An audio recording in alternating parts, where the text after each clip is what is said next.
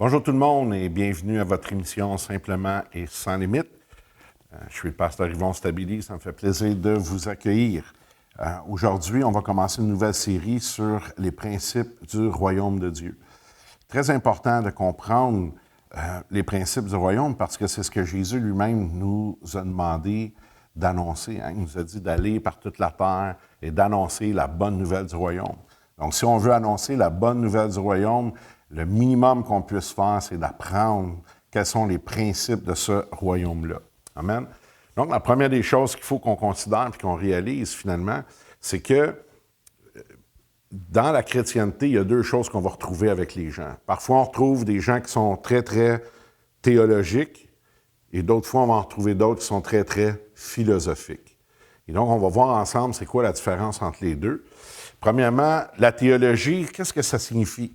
Bien, la théologie, ça, c'est l'étude sur Dieu, c'est l'étude sur les choses divines. Puis, on étudie ces choses-là à la lumière de la révélation, finalement, de la parole de Dieu. Révélation de la parole de Dieu qui nous vient du Saint-Esprit. Comme Jésus lui-même nous a annoncé que le Saint-Esprit, non seulement est un consolateur comme Jésus, mais aussi il va nous enseigner toutes choses. Donc, c'est très important qu'on avance finalement dans notre marche avec Dieu à travers la parole qui est révélée. Ensuite de ça, la philosophie. Bien, la philosophie, ça, c'est un ensemble de conceptions qui va porter sur des principes, des êtres ou des choses qui vont nous amener sur le rôle de l'homme, finalement, dans l'univers, ou sur Dieu, ou encore sur l'histoire, ou, et puis de façon générale, sur tous les grands problèmes, puis la métaphysique. Donc ça, c'est la philosophie. Mais quand on avance avec le Seigneur, une des choses qu'on se rend compte, finalement, c'est que souvent, notre théologie vient de notre philosophie. Donc, prenez les gens qui ont une philosophie, on va le dire comme ça, de l'évolution. Bon, mais souvent, ils ne vont pas croire au principe de la création à cause de leur philosophie. Et ça va devenir leur théologie, donc ça va devenir leur doctrine, leur croyance. Donc, c'est très important de comprendre que notre théologie vient de notre philosophie. On doit donc développer la philosophie du royaume. On doit donc apprendre à marcher selon les principes et les règles du royaume de Dieu et en apprendre finalement je vais dire comme ça, les rouages et la philosophie pour que le royaume de Dieu devienne notre théologie, donc avancer dans ce que le Seigneur Jésus lui-même est venu faire sur la terre. Puis ça, on va le voir plus loin dans l'enseignement. Vous allez vous rendre compte que même Jésus, une place, il dit, je dois aller annoncer la bonne nouvelle du royaume. Il dit, parce que c'est pour ça que j'ai été envoyé. Donc, c'est très, très important qu'on puisse réaliser ça.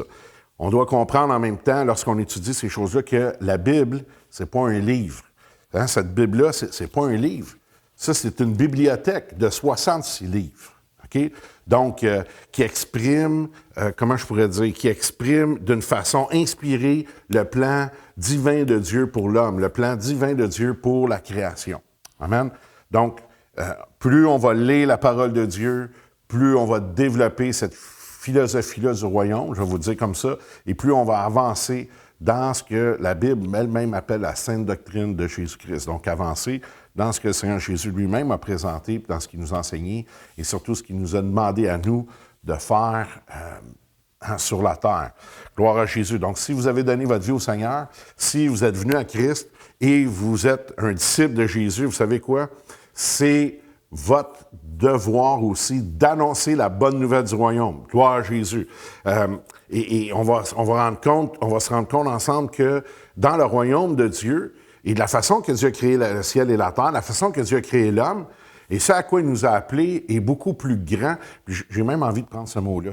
C'est beaucoup plus grandiose qu'est-ce que la religion a pu enseigner. Beaucoup plus grandiose que ce que souvent nous-mêmes, on a pu penser ou imaginer. Parce qu'il y a une chose qu'on découvre, plus on avance avec Dieu, c'est que plus j'apprends à connaître Dieu, plus je me rends compte que même la vision que Dieu a pour moi est plus grande que celle que je peux avoir. C'est quelque chose de comprendre ça. Donc, une des premières choses que j'aimerais qu'on y aille voir ensemble, c'est dans Genèse au chapitre 1, le verset 26. Ça dit, puis Dieu dit, faisons l'homme à notre image, selon notre ressemblance, et qu'il domine sur les poissons de la mer, sur les oiseaux du ciel, sur le bétail, et sur toute la terre, et sur tous les reptiles qui rampent sur la terre. Voyez-vous, juste dans ce verset-là, je vous le dis, on peut renseigner pendant des semaines, parce qu'il y a plein de choses qui sont renfermées dans ces simples lignes-là qu'on vient de lire ensemble. Première des choses, une des choses que la Bible nous dit dans ça, c'est que l'homme ne vient pas de la terre. Pourquoi il ne vient pas de la terre? Parce que si on prend le temps d'examiner la création comme il faut, vous allez vous rendre compte que quand Dieu a créé les animaux, quand Dieu a créé l'herbe, quand Dieu a créé les poissons, bien, qu'est-ce qu'il a dit? Il a parlé aux éléments.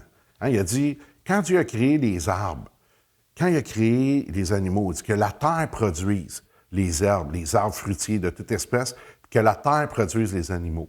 Quand il a créé les poissons, il dit que la mer produise les poissons. Hein? Il a parlé aux éléments, mais regardez dans ce verset-là, quand il a créé l'homme, il s'est parlé à lui-même. Il dit, faisons l'homme à notre image. Il n'a pas dit que la terre produise l'homme. On va le voir plus loin. C'est sûr qu'il s'est servi de la terre, puis il s'est servi de la poussière de la terre pour créer l'homme. Hein, ça, on le sait, on l'a tout appris. Mais une chose qu'on doit vraiment réaliser, c'est le fait que Dieu se soit servi de la poussière de la terre ne veut pas dire que l'homme vient de la terre. Hein, la terre, finalement, est simplement un élément que Dieu a créé pour faire notre corps. Mais l'homme lui-même, il a été créé par Dieu, vient de Dieu. Hein, ce qui initie la vie de l'homme, c'est Dieu lui-même. Tandis que ce qui initie la vie des animaux, c'est sûr que c'est Dieu par sa parole, mais c'est directement la terre qui les a produits, alors que Dieu nous a créés lui-même, il nous a façonnés par ses mains. L'autre chose qu'on voit dans ce passage-là, c'est que Dieu nous a donné toute la puissance et l'autorité pour gouverner sur toute la création. Hein, c'est ce qu'on lit, il dit qu'il domine sur les poissons de la mer, les oiseaux du ciel, sur le bétail, sur toute la terre et sur tous les reptiles qui rampent sur la terre. Donc, on voit ici que Dieu, dans son plan initial, avait donné toute autorité, toute domination à l'homme sur la terre. Gloire à Jésus. Donc, on apprend à travers ça que c'est la création de Dieu. Dieu nous demande d'annoncer la bonne nouvelle de son royaume. Et un royaume, c'est quoi finalement? Bien, le mot royaume en hébreu, c'est rada. Et ce mot-là, ça veut dire l'impact ou l'influence d'un roi sur un territoire. C'est intéressant, hein? Donc, qu'est-ce qu'il est en train de nous dire? D'aller annoncer l'impact de Dieu sur la terre. Hein, un roi, c'est pas un politicien normal. Un roi, il est l'unique propriétaire du pays. Hein, ça, c'est différent. Puis de tous les territoires qui s'y rattachent. Fait que une monarchie, c'est pas une démocratie. Hein, c'est pas la majorité de l'emporte, c'est ce que le roi décrète. C'est ce qui devient la loi. C'est comme ça que ça fonctionne. Fait que tout acte qui vient à l'encontre de la loi établie du roi devient un acte de rébellion. Alors que nous, on est habitués dans notre... ici, là, en Occident, on est habitué à la démocratie. Puis souvent, on voudrait voir même ça prendre place dans l'Église. Hein? Finalement, la majorité l'emporte. C'est pas comme ça que ça fonctionne. L'Église de Christ, c'est pas ça. Le royaume de Dieu, c'est pas ça. Et Jésus nous a dit d'annoncer la bonne nouvelle du royaume. Il y a un roi. Et ça, c'est lui. Et lui, il a émis des lois. Il y a des lois qui sont là, c'est des lois du royaume, des lois qui sont immuables. Et puis, c'est pas si ça fait ton affaire ou pas, c'est pas si tu as le goût, tu n'as pas le goût, c'est les lois que Dieu a établies, des principes qui sont là du royaume. Et la Bible nous enseigne, et puis même quand on regarde l'histoire des rois, l'histoire des monarchies, eh bien, toute désobéissance aux lois qui viennent du roi devient un acte de rébellion. Et souvent, ça, c'est un mot qu'on ne veut plus entendre aujourd'hui dans l'Église, rébellion. Ça, on n'aime pas ça, entendre ce mot-là, rébellion. Pourquoi? Parce que ça amène une soumission. Hein? Ça démontre notre insoumission. Ça démontre notre manque d'humilité. Ça démontre que souvent, on ne veut pas se plier à ce que Dieu dit ou à ce que la parole de Dieu nous enseigne. Donc, on doit vraiment revenir aux bases de la parole et de l'enseignement de Christ. Quand on veut comprendre les notions du royaume, bien, il y a deux différents niveaux lorsqu'on parle du royaume des cieux. Le premier, hein, le royaume des cieux, on va le dire comme ça c'est l'endroit même où Dieu règne. C'est les cieux. Hein. Il domine, il est là, son trône est là. C'est l'endroit où tout est parfaitement soumis à sa volonté et à son autorité. Ensuite de ça, bien, il y a le royaume des cieux sur la terre. Ah, ça, c'est un territoire qui appartient à Dieu, mais dont l'autorité a été volée par Satan. Parce que Dieu a créé le ciel et la terre. Il a donné l'autorité à l'homme, donc l'homme devenait un représentant de Dieu sur la terre, mais Satan est venu voler ça en emmenant le péché, en emmenant vraiment la séduction à travers Adam, à travers Ève, à travers Adam, qui, lui, ne s'est pas soumis à Dieu. Mais les mêmes lois du royaume s'appliquent, OK? Fait que, puis ils ont effet simplement si on s'y soumet. Ça veut dire que même si aujourd'hui la terre a été livrée à Satan, les lois du royaume sont encore valables sur la terre. Et je vais vous dire comme ça, l'Église, ça devient quoi? L'Église, ça devient une colonie. Donc, quand Dieu nous dit, allez puis annoncer la bonne nouvelle du royaume, puis que la parole de Dieu nous demande, justement, comme on voit l'apôtre Paul qui a fait, d'installer les églises, et puis les églises deviennent des colonies, finalement, du royaume des cieux, ici-bas sur la terre. Et notre travail à nous, c'est quoi? C'est de représenter Dieu et d'amener ces lois-là, qui sont les lois du royaume, pour en voir prendre vraiment, les voir prendre effet sur la terre, puis amener ce bénéfice-là aux hommes, dont le salut. Quand on regarde dans la lumière de tout ça, ce que Dieu a fait pour être capable de rétablir ces choses-là, il y a ce qu'on pourrait appeler le mandat adamique. Ça veut dire quoi? Bien, Adam qui a été établi maître, donc la domination de la création, l'administration du royaume de Dieu sur la terre. Et ça, c'était le mandat adamique, de vraiment gérer la terre, gérer la création de Dieu et de le faire pour la gloire de Dieu. OK?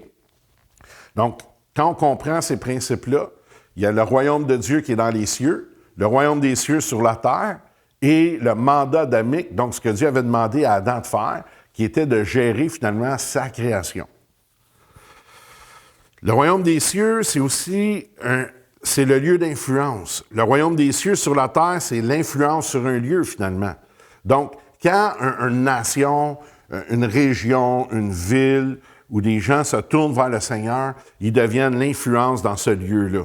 OK? Je vais vous donner un exemple. L'Angleterre. Prenez l'Angleterre, c'était le lieu d'influence. Puis le Canada est devenu une colonie, ou une extension, si vous voulez, du royaume. Du roi d'Angleterre. Fait que qu'est-ce qui est arrivé? Bien, nos lois, les lois qu'on a au Canada, les règles, la façon qu'on fonctionne, ont été influencées par quoi? Par le royaume, qui était l'Angleterre. Sur la terre, c'est la même chose. Le royaume initial, c'est le royaume des cieux, le royaume de Dieu. Maintenant, la terre devient influencée par le royaume qui est le royaume des cieux. Comment? Bien, à travers l'Église, à travers nous. OK? On le retrouve dans la prière de Jésus dans le chapitre 6, lorsqu'il a enseigné le Notre Père. Qu'est-ce qu'il a dit? Que ta volonté soit faite sur la terre comme au ciel. Donc, finalement, que la terre soit influencée par les règles ou par ta volonté qui est dans les cieux. Donc ça, c'est très encourageant pour nous de savoir que la volonté de Dieu, c'est que finalement, les lois du royaume ou l'influence du royaume dans les cieux se passe ici même sur la terre. Gloire à Jésus pour ça. Amen. Ça, c'est une bonne nouvelle pour toi et pour moi. Alléluia. Je ne sais pas combien il y en a qui sont reconnaissants là-dessus, mais moi, je peux vous dire que je suis vraiment reconnaissant de voir l'influence des cieux ici-bas sur la terre dans notre vie. Amen. Mais il faut comprendre qu'à travers ce processus-là, il y a quelque chose qui est arrivé. Ce quelque chose-là, c'est quoi? Ça a été la chute d'Adam. Donc, la chute d'Adam, c'est rien d'autre finalement que le fruit de sa rébellion contre Dieu et ses lois. C'est ça la chute d'Adam. Pourquoi? Parce que Dieu avait dit à Adam, « T'en mangeras pas. » Puis Adam a décidé d'en manger quand même. Donc, ce qu'Adam a fait, on va vous dire comme ça, c'était comme l'équivalent d'une déclaration d'indépendance. Comme celle qui est célébrée aux États-Unis, mettons, le 4 juillet. OK? Donc, c'est une colonie qui fait quoi, finalement? Qui se rebelle contre le royaume. Donc, ce qu'Adam a fait, finalement, il s'est rebellé contre Dieu. Parce qu'il a désobéi à la loi du royaume. Dieu il avait dit, « T'en mangeras pas. » Puis il en a quand même mangé. Donc, il a fait ce que lui voulait, il a fait à sa tête. Donc, la rébellion, ça se trouve être quoi? C'est un acte de défiance, finalement, envers l'autorité de la part de celui qui doit être soumis à cette autorité-là, de la part de celui qui est sous cette autorité-là. Donc, Adam, qui était sous l'autorité de Dieu, a commis un acte de rébellion en désobéissant à Dieu et en mangeant du fruit de l'arbre défendu. Donc, on doit comprendre que même pour nous aujourd'hui, lorsqu'on veut faire le contraire à ce que Dieu nous demande de faire, bien, ça devient un acte de rébellion finalement contre Dieu. Et ça fait un paradoxe parce que souvent, on veut servir Dieu, on dit qu'on aime Dieu, on reconnaît qu'il est Dieu, mais on va refuser de se soumettre à sa volonté. On va refuser de mettre en pratique des principes qui sont bibliques, des principes que Dieu lui-même nous a donnés. Donc, il faut faire attention, OK?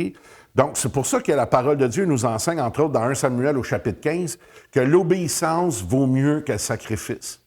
Dieu ne prend pas plaisir dans les sacrifices.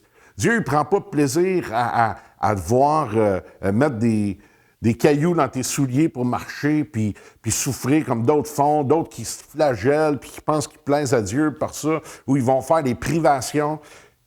Tout ça ne te donne rien si tu n'obéis pas à la parole de Dieu. Tout ça ne vaut rien si tu ne fais pas ce que Dieu te demande. Amen? Donc, c'est important pour nous de se soumettre réellement à la parole de Dieu. Donc, l'homme, c'est quoi? Parce qu'on doit comprendre, finalement, qu'est-ce qu'on est. L'homme, c'est quoi? Bien, l'humain, il est composé de deux mots. Du mot « humus », puis c'est pas le houmous qu'on mange, là, OK? Du mot « humus » et « ish ». Humus, c'est quoi? Humus, c'est l'ensemble de matière organique, OK, qui se trouve dans la couche superficielle du sol. Savez-vous quoi? C'est même pas de la terre. L'homme n'a même pas été créé avec la terre. Il a été créé avec la poussière. C'est ça que ça veut dire, le houmous. C'est de la poussière. Vous savez, moi, chez nous, là, ma mère m'a appris, étant enfant, à épousseter à chaque semaine. On devait épousseter le salon, épousseter notre chambre, La poussière, on fait quoi? On s'en débarrasse. On n'en veut pas de poussière. Puis ish, ça c'est man, c'est le mot homme en hébreu qui est... C'est ish, ça c'est en hébreu. Puis en grec, c'est le mot néaniskos en grec. OK? Et ça, qu'est-ce que ça veut dire? Ça, c'est une partie de la parole, un esprit, puis ultimement l'esprit de la parole. C'est intéressant, hein? Donc, la Bible nous enseigne que l'homme est fait de la poussière. Hein? Vous voyez, il y a un sablier qui est là, il est plein de poussière. Bien, l'homme est fait avec la poussière, en partie, et l'autre partie, c'est quoi? L'esprit de la parole. Ça ne vous fait pas penser à un passage dans Chant au chapitre 1? Il dit, au commencement était la parole, et la parole était avec Dieu, et la parole était Dieu. Et la Bible dit, tout ce qui a été fait par elle. Rien de ce qui a été fait n'a été fait sans elle. Wow! Rien. Ça comprend l'homme. Donc, concrètement, qu'est-ce que ça veut dire? On est un esprit dans un corps de poussière. Wow! C'est ce que la parole de Dieu nous enseigne. Vous rendez-vous compte? Dieu a pris la chose la plus inutile qui pouvait être sur la terre, de la poussière. Puis il en a fait quoi? Il en a fait un vase d'honneur pour lui. Il en a fait un temple pour son Saint-Esprit. C'est quelque chose, hein? Pensez-y 2 secondes. Dieu a pris quelque chose qui était complètement inutile, puis en a fait une œuvre à sa gloire, puis ça, c'est toi. Amen? Ça, c'est nous, c'est l'humanité, la création de Dieu. Donc, l'humain, c'est la combinaison de quoi? D'un corps de poussière et d'un esprit. Quel esprit? L'esprit de Dieu. C'est pour ça, quand on meurt, la parole de Dieu dit que quoi? Notre corps retourne à la poussière. Mais ailleurs, ça dit quoi? Que notre esprit, lui, retourne à Dieu. Donc, la Bible dit ailleurs, c'est à la sueur de ton visage que tu vas manger du pain et que tu... Quoi? Jusqu'à ce que tu retournes. Ça, c'est dans Genèse 3, 19. Regardez, tournez vos Bibles avec moi, Genèse 3, 19. C'est à la sueur de ton visage que tu mangeras du pain jusqu'à ce que tu retournes dans la terre d'où tu as été pris, car tu es poussière et tu retourneras poussière. Donc, on voit que Dieu lui-même, dans cette malédiction-là qui était donnée à l'homme suite au péché, il explique, toi, tu es juste de la poussière, puis tu vas retourner de la poussière. Amen. Puis notre esprit, lui, retourne à Dieu dans Ecclésiaste 12, au verset 9. Ça dit qu'avant que la poussière retourne à la terre comme elle y était, hein, c'est ce que la Bible nous dit, hein, la poussière retourne à la terre comme elle y était, et que l'esprit retourne à Dieu qui l'a donné. Rappelez-vous à la création, qu'est-ce que Dieu a fait? Il a créé l'homme, puis après ça, il a soufflé. Qu'est-ce qu'il a soufflé? Il a soufflé son esprit. Quand on va dans Jean, Quand on va dans l'Évangile de Jean, puis Jésus, il dit à ses disciples, « Recevez le Saint-Esprit », qu'est-ce que la parole de Dieu nous dit? Il souffla sur eux. Wow! Moi, ça me bénit parce que là, on s'en va vers la mort de Jésus qui va nous amener à la nouvelle naissance. Et ça, c'est comme à la création. Quand Dieu a créé l'homme de ses mains, il a soufflé la vie en l'homme, il a soufflé son esprit en lui. Et Jésus, qui est sur le point d'être crucifié, de mourir, puis d'aller dans le séjour des morts pour être ressuscité, retourner à son Père, finalement nous donner la vie éternelle, nous permettre de naître de nouveau, ce qu'il fait, c'est qu'il souffle sur ses disciples. Il dit, recevez le Saint-Esprit. C'est tellement grand, c'est tellement puissant. C'est tellement puissant. Wow! Merci Seigneur. Merci Seigneur pour ta parole. Vous savez, il ne faut pas qu'on confonde manifestation et action. C'est très important de ne pas confondre les deux. OK? Dieu est Dieu. Puis lui, il peut se manifester à qui puis quand il veut, sans l'intervention humaine. Ça, il faut comprendre ça. Dieu peut faire ce qu'il veut. Il est Dieu. OK? Bien, dans Genèse 1, quand on va lire ça, 28 à 29, c'est même s'il est l'autorité suprême, Dieu ne fera jamais aucune action sur la terre sans l'humain. OK? Pourquoi? Pas parce qu'il n'est pas capable, pas parce qu'il n'a pas la puissance, mais parce que Dieu en a décidé ainsi. Puis c'est ça qui est intéressant quand on lit la création puis qu'on comprend comment est-ce que notre Dieu est fidèle. Parce qu'à la création, Dieu a créé l'homme à son image. Puis vous savez, il nous a créés pour nous aimer. Quand on va dans Genèse 1, puis vous savez, quand on lit en français, ça dit quoi? Tu sais, au commencement, Dieu créa le ciel et la terre. Mais quand on prend le temps d'étudier les textes originaux, les textes en hébreu, la parole de Dieu ne dit pas que simplement au commencement, Dieu a créé le ciel et la terre. Mais la parole de Dieu nous enseigne qu'à cause de qui il est, Dieu a créé le ciel et la terre.